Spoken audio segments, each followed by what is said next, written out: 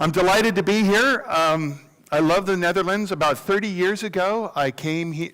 My first trip to Europe, I went to Switzerland, which is a hard country to follow, and then took the train down to Amsterdam, and on that big market southeast of the main part of the town, I had my first hot stroopwafel. And you folks are okay with me. And of course, no one knew what they were back then. Now I get them at Starbucks. They gave me a free one on the United flight coming across. They're all over the place. This is good, but they weren't hot. So it's still good. I'm delighted to be here. They asked me to give a talk about data, which is a pretty general topic. You could do a whole PhD thesis or career on this. You will notice I have down in the lower left-hand corner a progress bar. Oh, of course it doesn't work. I have about 56 slides. The US government says you should spend 4 minutes per slide, which means we're here for 200 minutes. I will be finishing at 10:20, but you can keep track of what's going on here. And of course, it's quite a challenge. I said, you want a security talk? And they said, no, it's about the data. And I thought, well, there's old data, new data, public data, private data, very private data, secure data, insecure data. Okay, if I make a big pile of these things about data and think about things, maybe I can get a talk together. And I've done that. And I hope you enjoy it. If you're bored, wait 2 minutes. I'll be talking about something else. Oh, look at this. All right. So we'll start with old data. Back in the 1960s, when I was a young fellow, there was a TV show in America called The 20th Century, and it had Walter Cronkite on it. He's a very distinguished newsman of the time, and he went to some place, turns out to be MIT, and he played a little game on a little screen, and it was two little rocket ships going around the sun, and they were shooting at each other, and I was about 10 years old, and I thought this was the coolest thing in the world. And it turns out that was running on a PDP-1, and you can go out on the net and play it yourself now. I'd rather you waited till after the talk was done. But it turns out there's this emulator out there. It isn't just the program. It actually is running the PDP-1 instruction set to do this. It is what was running back in 1963 or whenever it was. It was really old computer data that somebody had bothered to put together something and have a little CRT that would work. And my point about old data is that for most old data, there's somebody out there who has a reason or just a hobby to make it work. And to give a second example, when I got to Lawrenceville School in 1968, there was a teletype in the corner running Dartmouth Basic. And I sat, and this was my first programming. Now, I should tell you that there is a grumpy Dutchman, Edsger Dijkstra, I assume most of you have heard of him, who said that if BASIC was your first language, you were damaged for life. And I programmed in BASIC for 2 years, and Fortran, which it was no better, according to him, and he was right.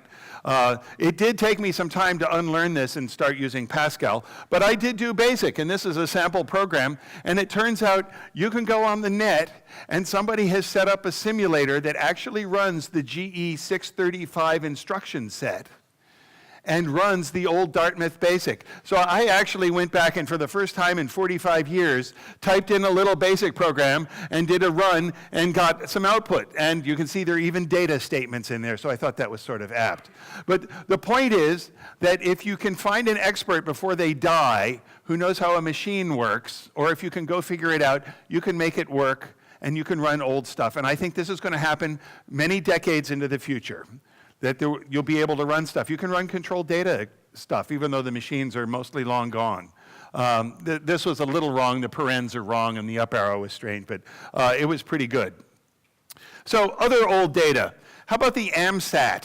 This was a ham satellite for you radio folks that was sent up in MOV. Oh dear, I missed that. This is a brand new talk, really. In 1974, and the idea was it circles the Earth and ham radio operators could bounce signals off of it.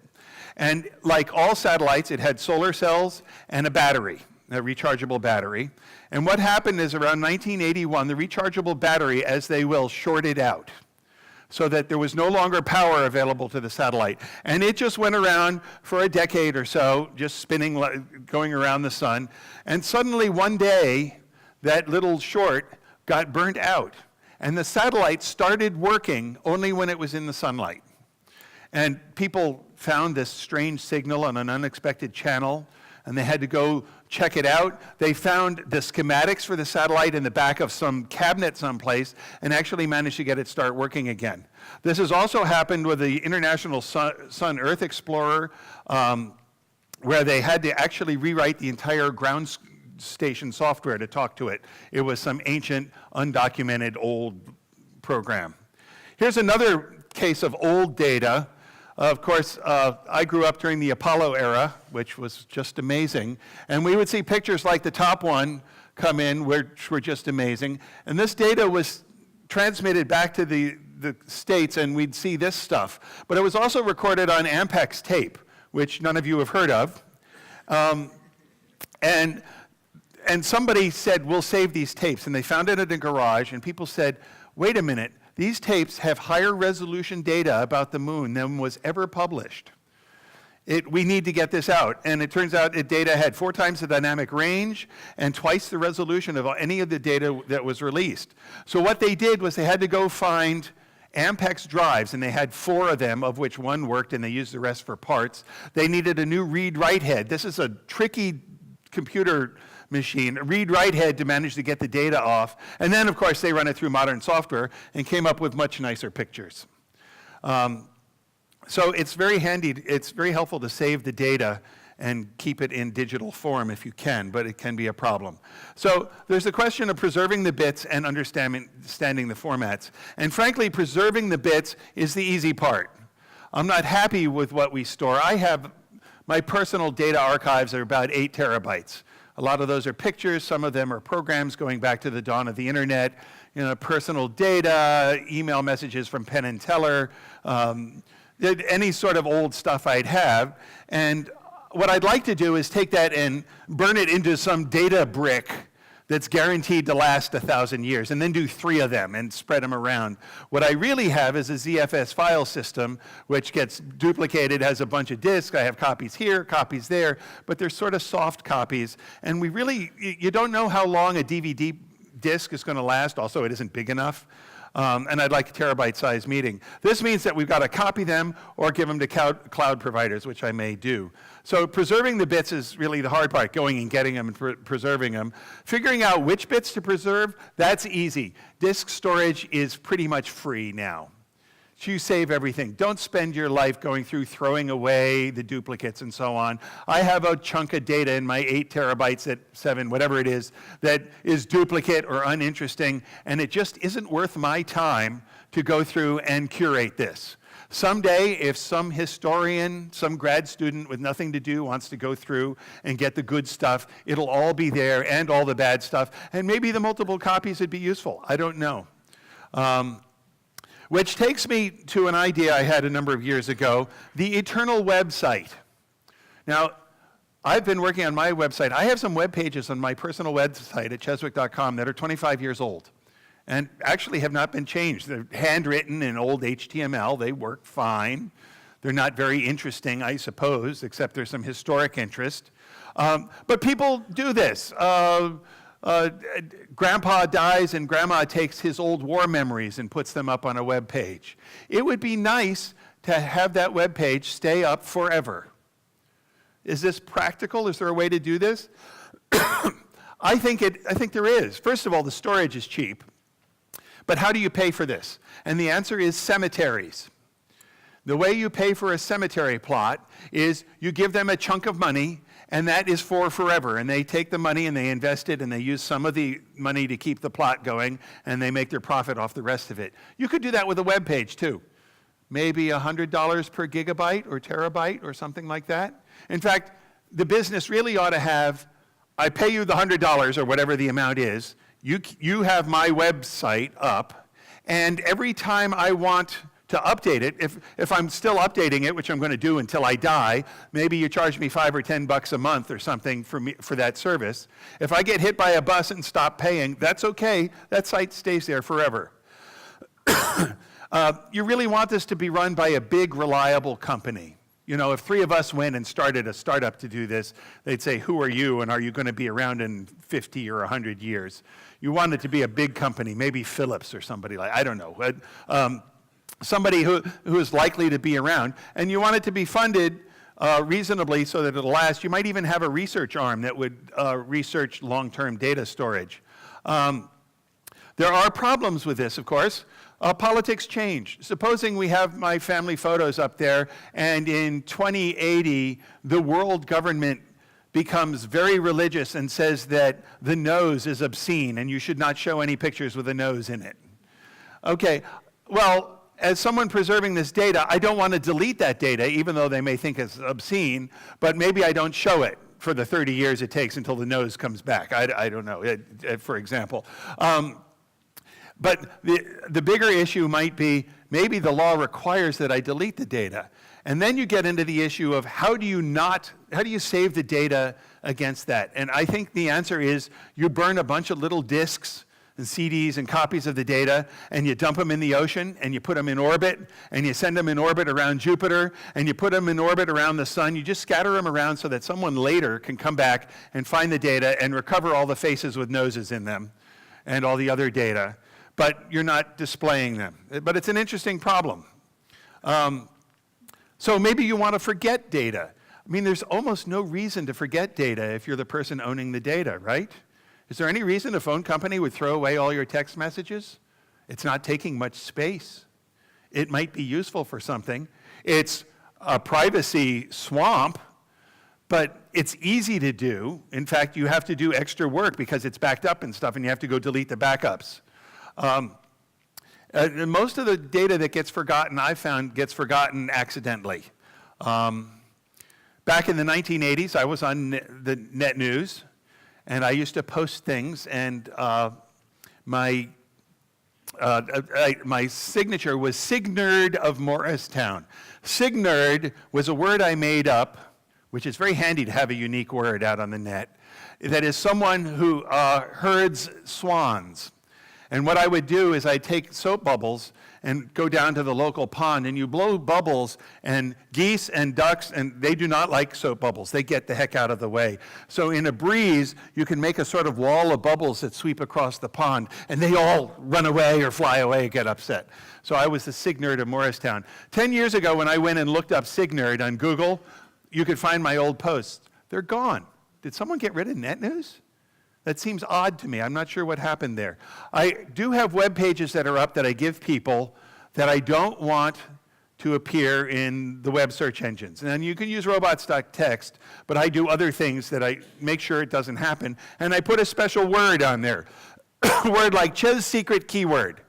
That word is not going to appear anywhere in the world except on my web page. Now, that's not actually my word, by the way.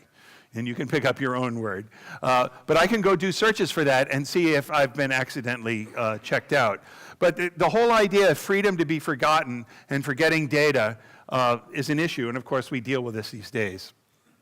So for the old data, understanding the old data, there are always people who are motivated to do this. And this is something a lot of people worry about. How will we read the old document formats and so on? If we have the bits, there'll be somebody who wants to do it. And a classic story is Microsoft's .doc format in the late 1990s. That Microsoft Word sort of grew and out of control. And I know someone who worked at Microsoft in 1999 trying to understand the .doc format, and he basically said Microsoft did not understand it all, that there were lots of little edges and awfulness in there. And they eventually have switched, of course, to a newer format. But I also met another group of people who said they did know all about the format. Turns out the US government has 3 levels of classification: top secret, secret, and unclassified, and they have between them, they have networks, and between them they have things that you and I might call a firewall, but they say, no, they're guards. Okay, they're guards. And in fact, the term may even predate firewall. They care about this for a long time ago. And if you want to send something from top secret down to secret, it really needs to be examined. That's a very dangerous thing to do. And that guards do that, and they were worried about .doc files that might come down. And so I've met people in the US government who said, we understand that format completely. They had the motivation to do it. It can be done. So let's look a little at data collection, and I'm going to talk a little about the Internet Mapping Project. Those who have seen my talks before have seen some of this, but as was mentioned before, some people here maybe weren't even zygotes when I did this work. There's a vocabulary word for some of you. So for you babies in the crowd, I'm going to review a little bit of some of the work I did in the last 20 years. I worked at Bell Labs until 2000, when some technology I'd been working on, trying to explore intranets, came up, and I co-founded a company called Lumeta. And as a researcher, I'm delighted to say Lumeta is still out there. I just finished some consulting work for them. They still do what they've been doing for the last 17 years. I'm not convinced there's any competition for the particular thing, which is sort of interesting. And the idea is that you run trace routes out to a whole bunch of destinations, collect all this graph data, display it visually, and try to get information out of the data. The job of getting information from data can be really hard. And in fact, every day I was worried about a competitor. When the competitor showed up, the first thing I'd want to see is, what do their reports look like? Because it's not that hard to collect this data. But the reports, making the data useful, that's the hard part. And that's especially true these days when we have vast amounts of data on our networks and you don't know what's going on. How can you? You need to use tools, and there are a lot of tools out there now to do this, and they need to be better, I think.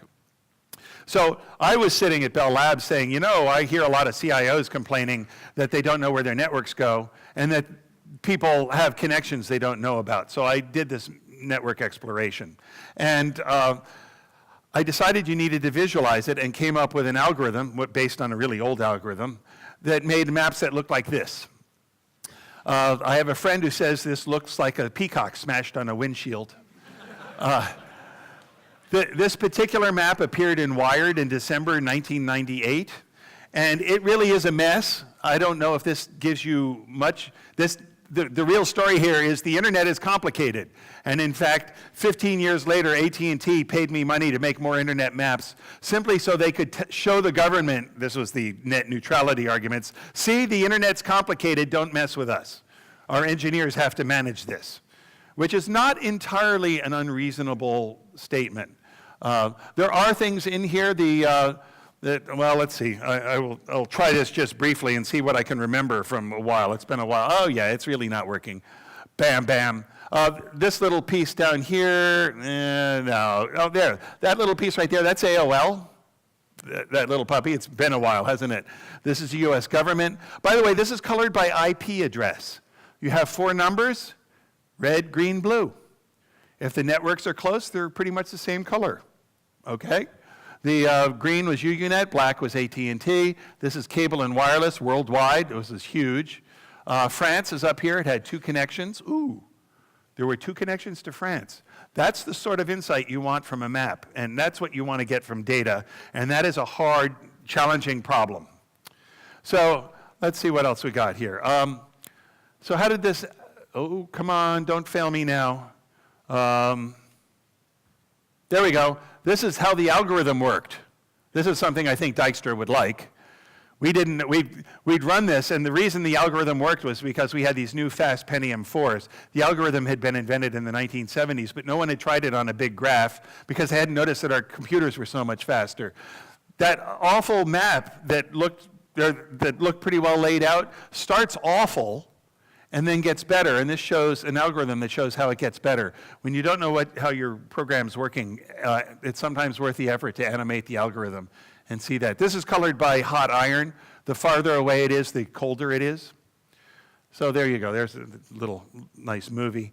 Here's the net colored by autonomous system number, so we can try to get ideas of different areas, or colored by IP, or by top-level domain. Now, top-level domain for the internet is mostly .net, so that's not very useful.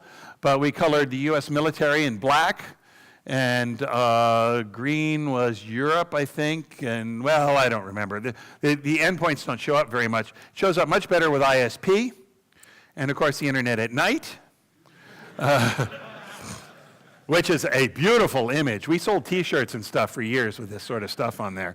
And in fact, I spent a lot of times walking out of Bell Labs with tubes of maps that went all over the world, and some of you may have seen them someplace. I understand the Premier of India got 5 of them, and the The FCC has one, and the Department of Justice has some, and various people around the world have them. The earlier ones are probably fading, but maybe they'll be worth something. I don't know. So this is more than just pretty pictures, though they are pretty, and who wouldn't want to have that poster on the wall? I told you the AT&T story, and they've also appeared in many talks on many subjects that involve graphs, including biology talks. They've shown my internet map. They haven't said it was mine. They just said, graphs are complicated, and then moved on. Here is the US military reached by an ICMP echo request, and here it is by UDP. That's sort of hard, we'll go back and forth here. Showing the difference between two graphs, still an open research project, in my opinion. But then we come to 1999, and again, this has been a while for many of you, but some of you may know that NATO and Serbia had a disagreement around that time. And as the NATO war was starting against Milosevic, Steve Bellovin said, Ches, you should watch closely. So I went out and found 600 networks that were Yugoslavian and in that area, and I plotted them. And here is a plot of the count, the number of routers that were reachable during the war. This started in late March, and the war was going on. And then sometime on May 5th or so, the news report said that NATO was starting to bomb the power system. And you can see half the routers went away, and there was this tussle over the next month of trying to keep the network up. I had a general say, son, this is remote assessment of bomb damage, and we're interested.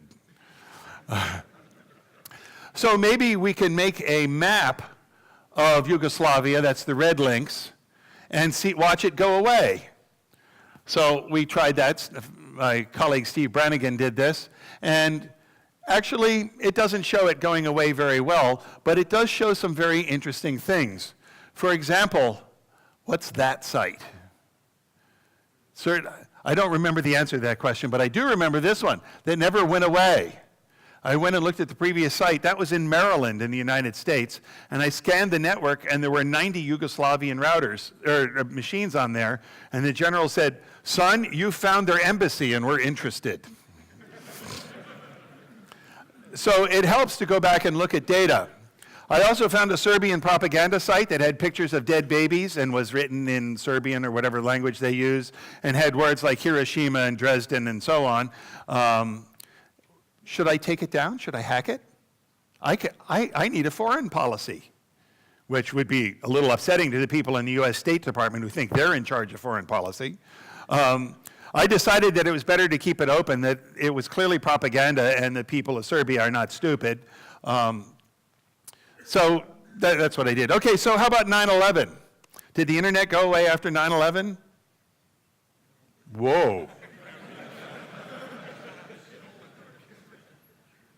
I do not understand what just happened there. Okay. Anyway. These are the number of routers on the net after 9/11. And you notice there's a little dip. This is worldwide that we found. Our internet mapping project was scanning about 180,000 routers a day. What we do is pick 300,000 endpoints, do trace routes to each of them, took about an hour and a half at 400 packets a second, and then add up all the center of the internet, which of course is the really important part. And you can see it went down a little bit, and we'll talk a little more about that. Let's look at that dip. I live in New Jersey, which is not far from New York, and it turns out the real outage on New York connections occurred about 4 days after 9/11 because they weren't allowing trucks into the city, and the various generators were running out of power because they didn't have fuel, and the fuel couldn't get in. So that was the attack here. These systems are really complicated, and it's hard to tell what's going to break things. For example, the issue in the news right now is more ransomware. Who is it hit? Well, Maersk. Maersk is a major shipper in the world, and they have ships sitting in port that aren't going because their Windows machines are messed up. And this is going to show up in our economic data. This is a big deal. There are a lot of billions of dollars that are messed up by this, but probably not if we had discussed early in the week, well, what is the next ransomware going to do? You're going to say, well, it's going to mess up shipping, because who knows? Here's another map. What I did was, of course, the Internet Mapping Project collected data for about 11 years. I actually have a terabyte of it, and if you want to analyze it, get in touch with me. I'll give it to you. There's a lot of data there. We found this map was a scan of the Internet for 6 months, Looking at the US Navy. Okay, nice, slow, patient, lightweight scans. You know, it's just a few packets going out there. Traceroute is a very fast thing. It wasn't actually traceroute. Here was all of the links. And we will zoom in, and we see up there, we get a little closer. This top guy right here is labeled USS Hawaii.Navy.mil. That is a nuclear submarine. I have pinged a US nuclear submarine. I pinged it only once. I didn't discover the ping until 6 months later when someone was going through the data. I learned a bit about it. Look at this, it's a .1. Turns out it's a pretty good bet that there's a Class C network address, a Class C network for every US nuclear submarine. That is plausible, and I have some objective data on it. Now, I don't think that especially weakens the US Navy for you to know that, but that's the sort of insight you can get. And we got it by slow, patient analysis over a long period of time. And this is the sort of stuff that you don't notice with intrusion detection systems. It just happened once. It turns out this submarine didn't have its conning tower on it. It wasn't built yet. This was probably some mail server or some test equipment, but it was definitely in the Navy's smartlink.navy.mil. So you know it must be good because it was the SmartLink. Oh my, I'm running out of time here. So there's vast data. The cell system, you know, we talk about metadata and people having burner phones. They won't catch me with burner phones. Think about the behavior of a burner phone and how that must show up to a statistician. It only appears once or twice, often connects to another phone that only appears once or twice. That is very unusual. And if you have location data, it may help with other things. Aerial mapping, I have a whole bunch I could do about that. License plate readers. More and more people are saying, look, park here, we'll read your license plate and send you a bill. That's spooky. That's becoming routine. I was mentioning at dinner last night, you know, the UK, I've heard they have 500,000 video cameras. That's probably on the low side. I'm very bad at remembering names and faces, but there are people at the other end of the spectrum who are extremely good. They can watch a movie and say, ooh, that guy was an extra in the movie I saw 20 years ago. I can only dream of having that. The UK Police Department, actually Scotland Yard, I believe, identified a dozen of these people and showed them mugshots. And they could start looking at crime scenes and videos in general and started picking out people. It turns out it affects their social life, because if they go out in London for dinner, they're likely to be walking down the street and see someone and say, oh, he's wanted for robbery 3 years ago. And they have to call it in and come and get him arrested, and it can hurt his social life.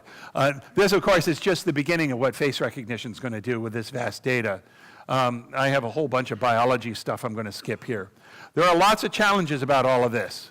How do you convert the data to information? The visual system, eyes are really good at this, but we really don't know how to do this. That first map I showed you, the smashed peacock, that's sort of a yarn ball, isn't it? I mean, you really can't pick out details in there. And even doing interactive stuff, that's hard to do. We don't know how to do that.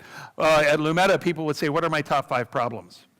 And so we spent a lot of our time. By golly, we found problems. You hire us, scan your network. Well, we got someone who will not go home until he's found 5 problems. And like pen testing, there are always problems. Showing changes over time. Internet mapping project, I talked about that. Data exfiltration. This, of course, is a big deal. In the military, in the spook world, they're called dirty words, the things you look for in messages that might come from classified stuff. And it could be like plutonium and hall-rom and other words like that. In fact, you can put dirty words in your own data and look for it being exfiltrated. People who made maps used to have fake towns put in there. So if someone copied their map and the fake town showed up, they could show there was a copyright violation. You can certainly do that. This happens with maps all the time. Of course, the Soviet Union had cities that weren't on the maps at all. And if you look at maps of Bell Labs from 20 years ago or more, it's labeled hospital. It turns out there is a hospital about 10 miles to the east, but it's not Bell Labs. Covert channels are a big deal. How do you sneak data out? Yeah, you know, the whole idea of metadata. You go to Bletchley Park, which I highly recommend, and read all about it if you haven't, about the Enigma. There was one fellow there who just looked at didn't decode it, but just looked at where they were coming, where they were going, the metadata, the traffic analysis, and got a lot of data out of it. I think it's interesting that though much of what happened at Bletchley has been declassified, we know a lot about it ever since Winterbottom did it in 1972, and a lot more since, there haven't been any releases of traffic analysis information. I suspect this is still a very useful secret among the spooks. And just isn't that much work done on it out there. It's very valuable, even if you can't read it. And of course, the FBI reports when they're tapping bad guys and they play evidence in court. A majority of those phone conversations include a joke about the FBI listening into the conversation. The cops love this. Basically, well, let's see. I am running out of time here. I really am running out of time. So I'm going to talk a little about leak detection. This was an idea I had. How do you tell if somebody inside a network can reach the outside through a bad firewall? Well, you have a mapping host on the inside, and you have a test host, and you have outside something I call a MIT, something that catches the packets.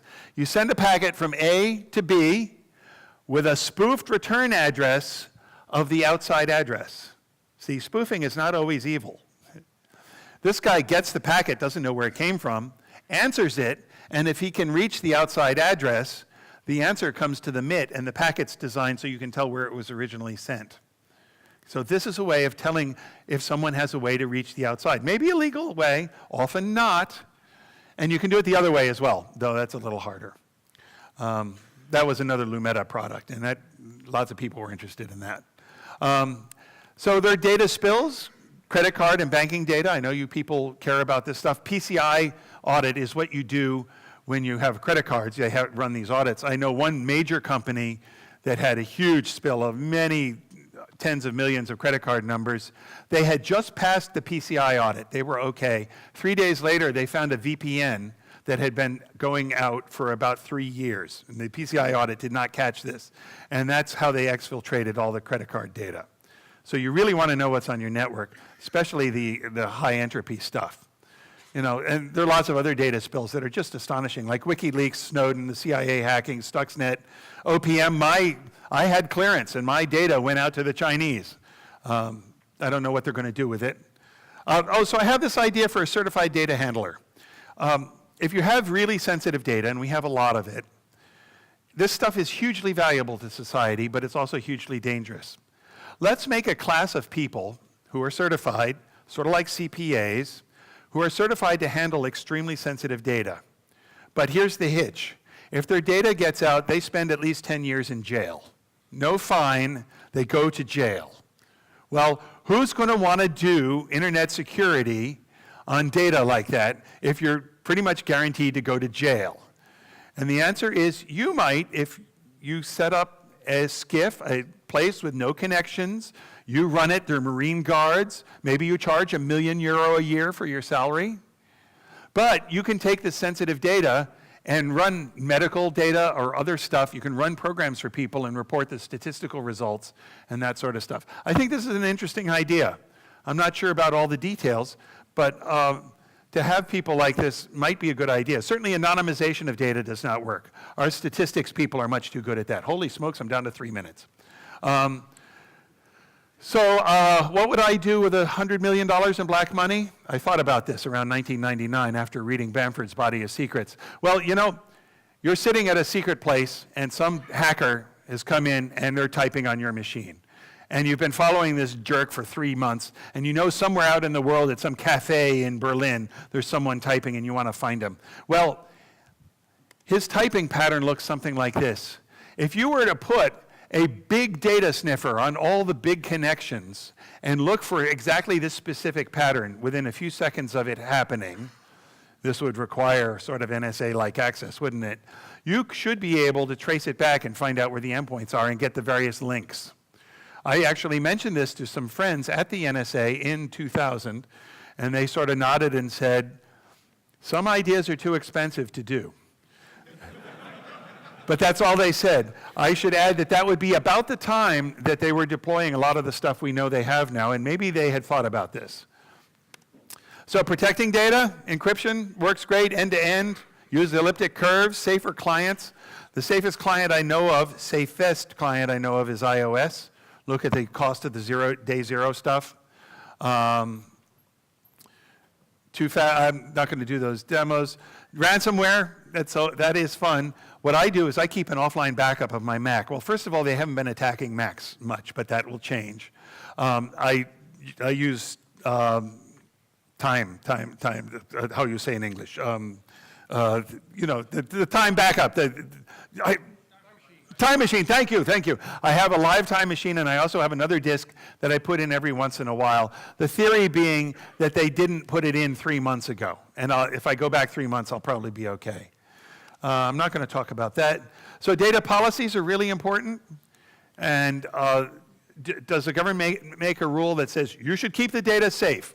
Well, we have that in the US, HIPAA for medical data, that's okay. But what do you as consultants or people running the business at a hospital, what does this mean? Do you encrypt in place? How much authentication do you do? Your best bet is to ask the next hospital over and say, what do you do? Then you're doing best current practices if you do it right. And best current practices is probably not good enough, but at least you can look the lawyer in the eye and say, look, we do what everyone else does. And that's probably a useful defense, but it's not very secure. We're going to need to fix that. And of course, checklists are good for safety, but they're certainly not enough. I have a whole bit on public data. I think it's really helpful for governments to publish their data. Ben Wellington has been studying all sorts of things in New York City. I recommend you go look at his stuff. He found the place in New York that receives the most traffic tickets where the traffic tickets are illegal. It's a legal parking spot.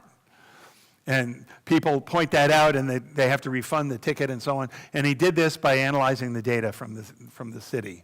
Lots of eyes can look at data when you do that. Finally, oh dear, I'm at 10:20. Can I get another 5 minutes? It's okay? All right. Finally, it's complicated. Back in the early 1970s, Stroopwafel. You might recognize that. So what we were going to do for speech recognition back in the early 70s was, that's an S, true, waffle. Okay, we were going to look at that way, and we would analyze this, and we'd take different samples, and we would look and understand what's going on and write code to do that. This is me. Stroopwafel. Not the same. You can see them both together. I don't have a good Guido accent here.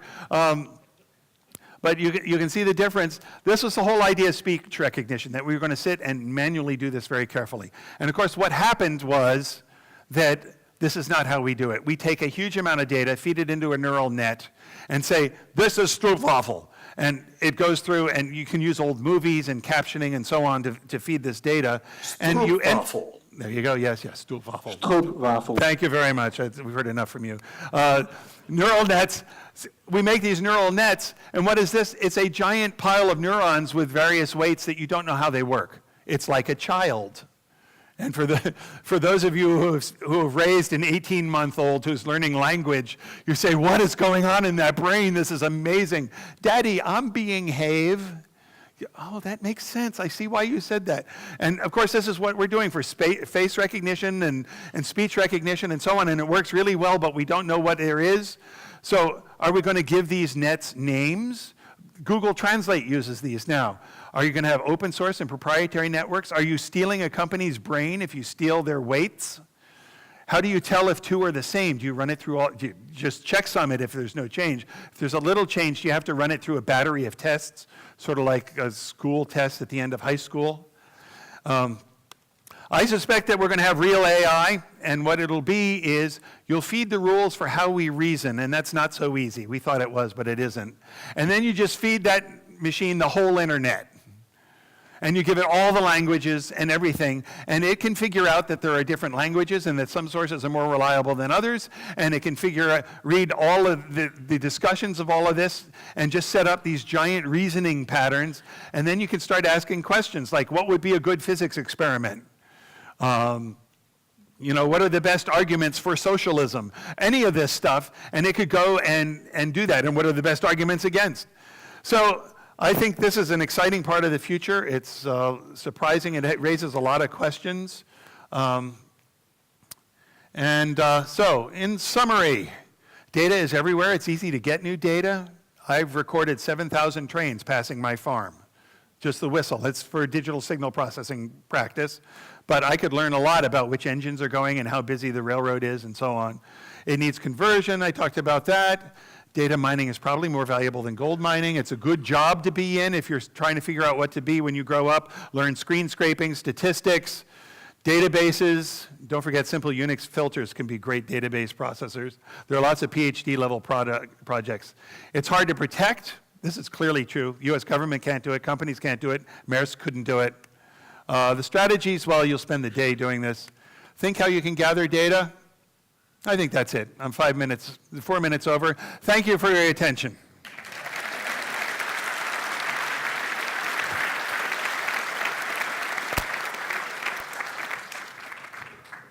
Questions? Bill. Yes. Yeah, Bill, well done. Thank you. Did you get what you wanted?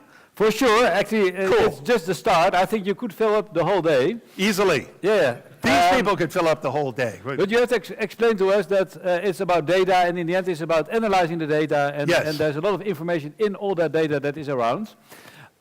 Yesterday we had a short chat, and well, you said already that you would like to come back next time to say more about securing all those data. But maybe one short question to get a glimpse. I'll answer security questions. Sure, go ahead. 1 or 2 minutes. But you told me that for the long term you are quite positive. That I am. We should be able to reduce the security issues. Yes. Tell us a little more about it, about your vision on security. Okay, I will make, this is a 45-minute talk. I'll give you in 2 minutes. Just teaser for next year. Teaser for next year, yeah? Yeah. Okay. So the basic idea is, what does it look like to win in security? And this is going to take a long time. Remember analog telephones? Remember people cloning those? We don't have that problem anymore. It's gone. It's not in the news. That's what it means to win. I also think that a lot of web-based attacks are gone. I think this stuff can happen. And the basic reason I think we're going to win is because we don't realize how early it is in the game in computers. We think we've had Moore's Law. I've got a Cray right here. I've got a supercomputer that I paid $2,000 for. That we've had so much done that we must be deep into the field, and we're not. It's still at the beginning. Look at the Ford Model T from 100 years ago. It had 3 pedals on the floor, and you wouldn't know how to drive it unless you're a real car fiend. And that car was dangerous as hell, and it took 60 years for us to put in seat belts. You had Mercedes do that and stuff, but it wasn't at the beginning. All of these things, when you have new technologies, the first thing you do is you say, it works, let's use it. That's the internet, NFS. Telnet, all of these things where it works. Now, the second stage is, well, now we have to make it safe.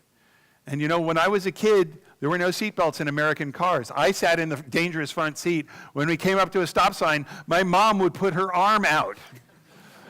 And she did that for years later, even after we had seatbelts. So it hasn't been that long, and we're at the arm putting out stage, and that's why you people have jobs. Because we're doing this. It's going to get better. It's going to take decades, but I think it's going to get better. And just one more example, the Apple Macintosh, the operating system was basically redone in the late 1990s. Better, still not so good. Then they came up with iOS and said, apps should not talk to each other. And if you think about it, do any of you have a virus checker for your iPhone?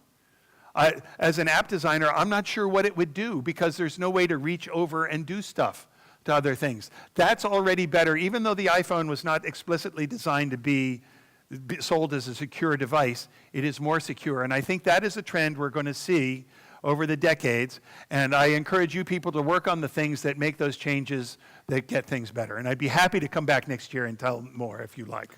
Thank you.